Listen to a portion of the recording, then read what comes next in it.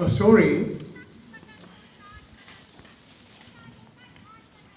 of two disciples of a master from whom they had studied the Upanishads for 12 years. And after 12 years, the master said to them, "Tomorrow I will take an examination to see what you have learned." Next morning, when the two disciples came to the master, he gave them each a sparrow and said, "Go, chop off the head of this sparrow and bring it back to me. Be careful. When you are chopping off the head of the bird, nobody sees you doing it." One of the students went into a nearby cave in the forest, came back within 5 minutes with the severed body of the sparrow. The other didn't return for months. When he returned, the bird was still alive. It had become his friend. Sometimes it was perching on his shoulder, sometimes flying around him, sometimes pecking at the gravel. The disciple bowed before the master and said, "Master, I walked into the darkest caves. I walked into the darkest caves. I walked into the deepest forests. I waited for the clouds to come and cover the sun. I waited for the darkest night of the moon. But whenever I picked up the knife, I felt someone was watching me." The master embraced this disciple and said, "You have learned what I wanted to teach you. Ishavasya mudam sarvam." He looked at the other disciple and said, "You have understood intellectually, but you have still to learn. There is a body of knowledge, there is a tradition of knowledge, where knowledge is not considered to be knowledge unless it changes the knower." So this master, for him also, knowledge was not knowledge unless it transformed the view.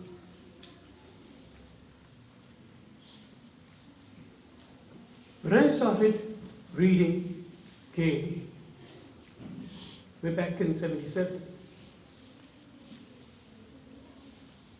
I was fascinated by every word he wrote. For the next 10 years, I could read nothing except K and the songs of Tagore. Everything else seemed meaningless, because he spoke directly to me about the whole of life, about transformation. I don't know whether he's a philosopher or not, That kind of a question was asked yesterday. Doesn't matter to me. But he was deeply interested in the wisdom of all religions, in the quintessence of all religions. And he was interested in transforming man, in the education of man to be human, to unfold the fullest potential of the human brain. That seemed to be his concern. The human brain and the human body, it has been created by the universe over millions of years of evolution. Even before the earth came into existence, perhaps the process was going on. It is now scientifically established. The blood that carries the oxygen and the carbon dioxide in the higher animals, and in man. It carries the oxygen and the carbon dioxide because of an iron atom in the hemoglobin. And it is established by science that iron first came into existence in the universe when galaxies collided during the making and breaking of supernovas. So the universe has created the human body, the human brain. Perhaps every cell in the human body has its intelligence. And all of that is connected inextricably to the whole universe. Not one cell in the human body is unconnected. So the man, the human brain, man, creation of infinity, creation of the infinite, seeks the infinite, wants to know the infinite, the fullest flowering of the human brain. How is it possible? That was perhaps Krishnamurti's concern. My purpose is to set man free. He said that repeatedly. My purpose is to set man free. And if even 5 people are interested, genuinely interested in freedom, that's enough for me. So freedom, what is that freedom? From what bondages? From the bondages that bind the brain. So, the bondages that bind the brain, from that King wanted to free mankind.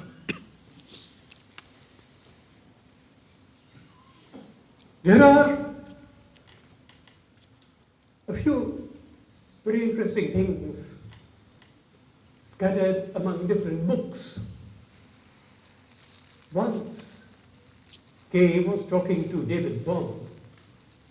It's there in The Ending of Time, a series of dialogues with David Bohm. In that series, at one point, Kay happens to say the brain is not the mind. David Bohm, a scientist, stops him and says, "Sir, you are saying the brain is not the mind?" He says, "Wait." There's a pause. After a while, he says, "Yes, the brain is not the mind." They go on with the dialogue. In another dialogue, a listener asks Kay, "Sir, you have somewhere said the brain is not the mind. What is the mind?" Kay doesn't answer that question. He avoids it. He says, "I've spoken always only about the brain. I've never spoken about the mind." Mary Lutyens, writing her 3-volume biography of Kay, in the 3rd volume, The Open Door, she is writing that at one point she felt, since she was writing the biography of Kay, she should try to find out from him what is the nature of his mind. So she goes with Mary Cadogan and Mary Zimbalist. The 3 Marys go to Kay and ask him, "Sir, could you tell us what is the nature of your mind?" Kay's reply, "I can't tell you. But I think if you try, you'll be able to find out. And if you find out, and if you tell me what is the nature of my mind, I'll be able to tell you whether you are right or wrong. But I can't tell you." In Kay's talks, Kay perhaps never spoke about the mind. He spoke about the brain. But in his notebooks, Krishnamurti's notebook, very early, one of the earliest entries, he says the brain is not the mind. The brain is the accumulated experiences, the memories, the hopes and the fears of the individual. His accumulated memories, personal, racial, genetic, all those memories have left their traces on the DNA and the brain cells. And that entire accumulation over time and the projection of those memories into the future in the form of hopes and fears. So that accumulation of time, that accumulation of thought, that has created the self. And that content of consciousness, that self, that is the brain. And Krishnamurti, interested in the transformation of man, where has mankind taken a wrong turn? Interested in the fullest flowering of man, he constantly keeps asking the teachers in Rockwood, in Ojai, in Rishi Valley, in Rajghat, Sir, are these schools creating the new mind? Interested in that. Interested in the coming into existence of the new mind. He keeps on talking about the brain. The brain that is finite, the brain that creates the self, about that brain.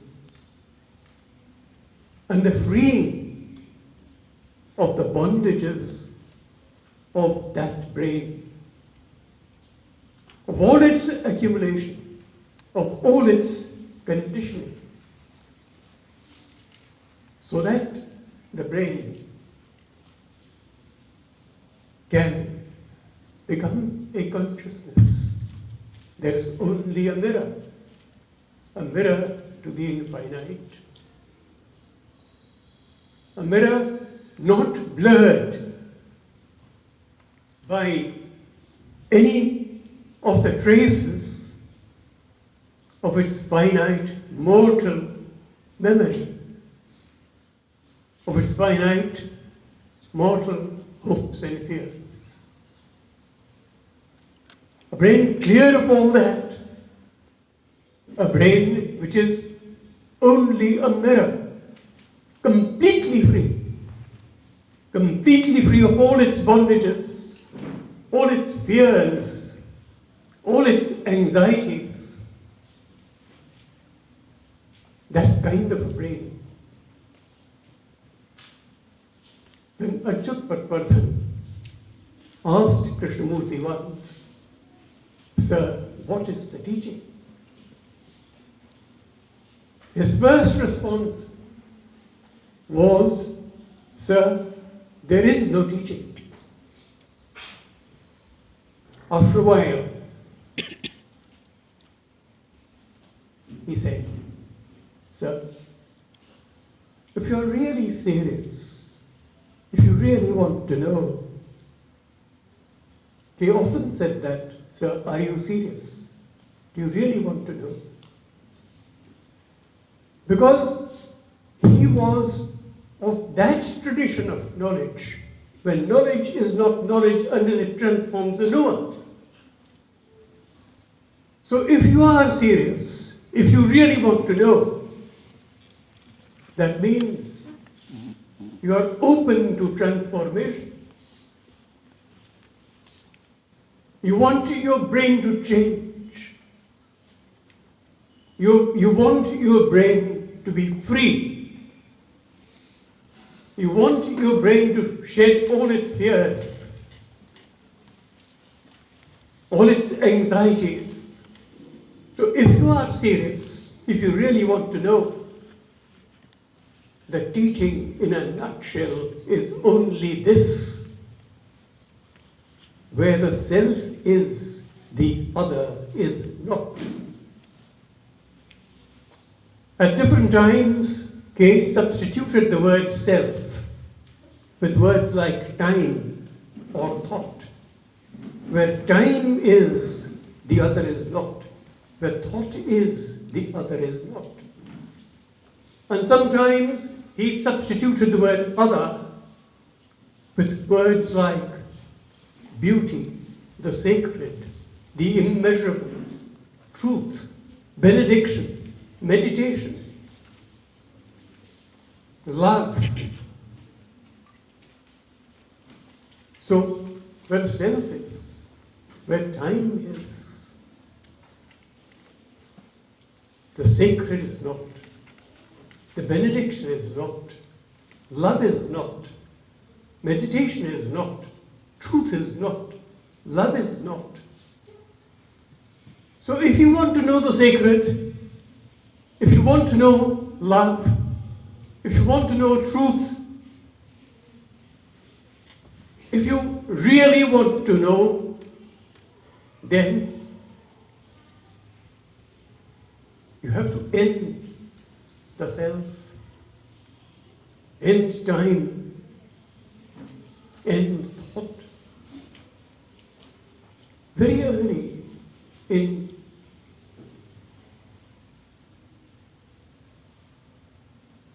the years of awakening, made reluctance.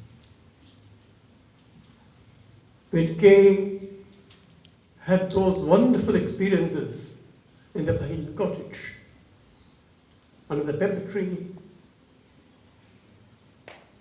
after that, he said, I and my beloved are one. His beloved is the immeasurable. His beloved is the sacred. His beloved is the infinite. So he and the infinite are one. He and meditation are one.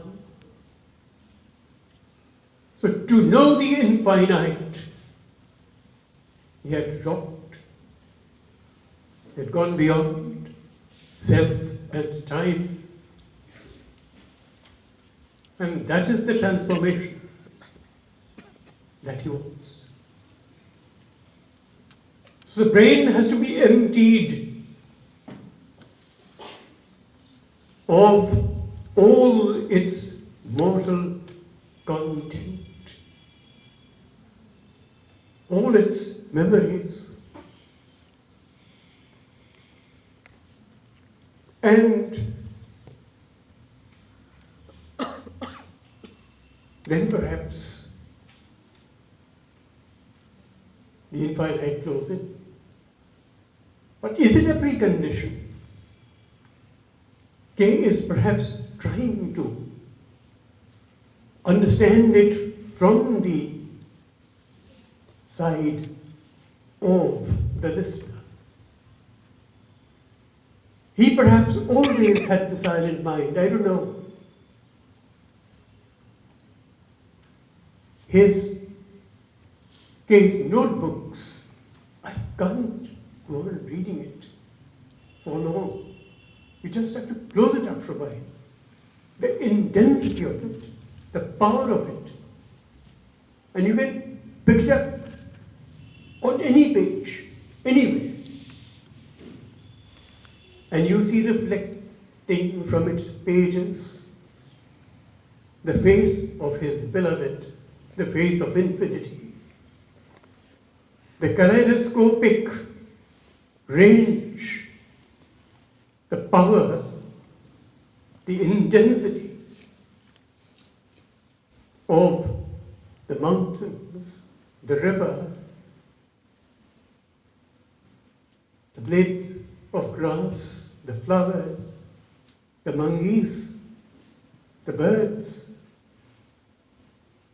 everything that he's looking at. It is seen through the eyes of a person who has looked into the face of infinity. And he finds the infinite reflected through every atom of the finite. So that person, that being, that is Kay. So because he had something to say, he found the words. That is his style of writing. His descriptions, his commentaries on living, his notebooks, his other diaries like Kay to himself, every word which speaks. And there is that freedom from the bondages which bind the mind, which trap the mind, and trap it from being open to the flow of the infinite. That's his concern. And once that freedom is established, everything else drops away. There is no fear, nothing which belongs to the world of the self, the center. There's no fear and no creation of authority. So freedom from fear and authority.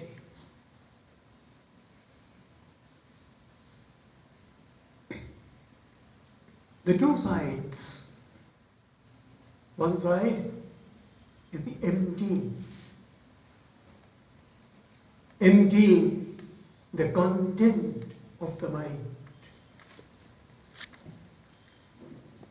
And the other is the opening into the flow of the infinite. In his talks, Cave was trying, perhaps Cave was trying in his talks to bring us to the brink of that river. Again, in his dialogue with David Bohm, step by step, through argument, through logic, they come to a point. And they see what is the conditioned brain, what are the things which have conditioned the brain. And then he says, sir, and on the further shore, on the other side of the river, is X. He says, sir, there is no boat, there is no raft. Jump. What will you do? We have come this far. But to go to the further bank, what will you do? There's that person, X, beckoning from the other side, saying, there's no boat, there's no raft, meaning there's no language, there's no word. Words belong to the world of the finite. So, there's only silence. There's only the death of the finite. What will you do? So that transformation of man, I don't know whether it's philosophy or literature or what. It is high seriousness because it is concerned with the education of man to be man. In the animal world and in the bird world, the birds teach their fledglings to be birds. The animals teach their young to be animals. In the human world, we only teach our children to be engineers, doctors, business managers. Do we teach them to be human? That was his concern, to be human. The human consciousness, it is the consciousness which is able to understand compassion, and it is intelligence. So the awakening of intelligence, that is his first and primary concern. That is the freedom he wanted to give. One of my friends, she had attended one of King's talks, and she came back to Allahabad, and she told me, this time, when King was talking, at one point he said, sirs, when I look at your faces, and I see the pain there, I see the grief there. I feel like crying. And he stopped. And for the next few minutes, he didn't say a word. There were tears flowing from his eyes.